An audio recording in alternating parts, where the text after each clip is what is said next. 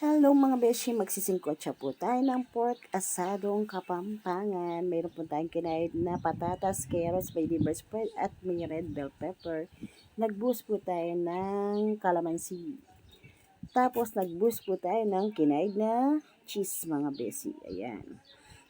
Maglalagay po tayo ng tomato sauce mga beshi. And then tomato paste naman po. Ayan. Ayan po. Sinimot po natin yung ating tomato paste mga beshi. Tapos mga beshi, maglalagay po tayo ng powdered paminta or durog na paminta, pwede po. Maglalagay po tayo ng soy sauce or toyo at saka asin, pampalasa. And then, imemekos-mekos po natin with liver spread mga beshi ko, ayan.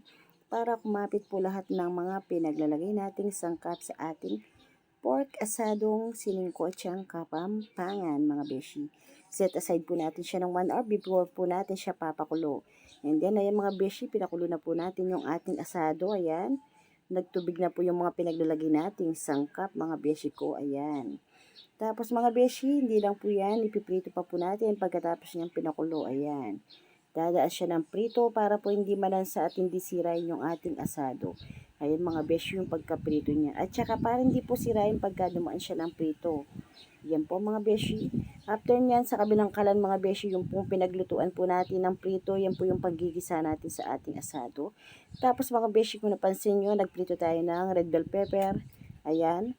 At saka po yung ating patatas kanina. Tapos po ayun, nagisa na po tayo ng bawang at sibuyas.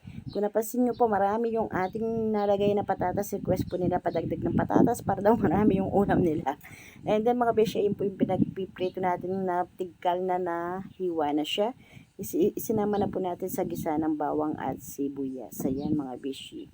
Tapos lalagay po natin yung pinagpakuluan natin sa ating tigkal na baboy mga beshi. Yan. Yan po yung ating gagamitin pampakulo sa ating na-slice na baboy mga beshi or pork. Ayan po siya mga beshi. Imemekos-mekos lang po natin siya mga beshi ko para po maging malapot. Ayan po yung maraming patatas na pina-request po nilang dagdagan ng patatas para kahit sa patatas lang daw. Pwede nang ulamin dahil nagtitipid po sila mga beshi ko. Ayan po, pinadagdag po nilang patatas kasi po kung alam niyo naman, hindi po ako naglalagay ng maraming patatas sa aking asado dahil sinusulit ko yung pera ng ating customer na binabayad sa atin. Naglalagay lang akong patatas, mostly po toppings lang. Dahil po yan, pinadagdag po nilang patatas para dumami daw yung ating asado. Tapos sa mga beshi, naglagay na rin tayo ng ating red bell pepper, yung pinrito natin kanina ng slide. Ayan. Inalo-nalo na po natin siya para makidagdag din po sa lasa ng aroma at amoy ng ating asado mga beshi. Ayan. And then mga beshi, plating na po natin.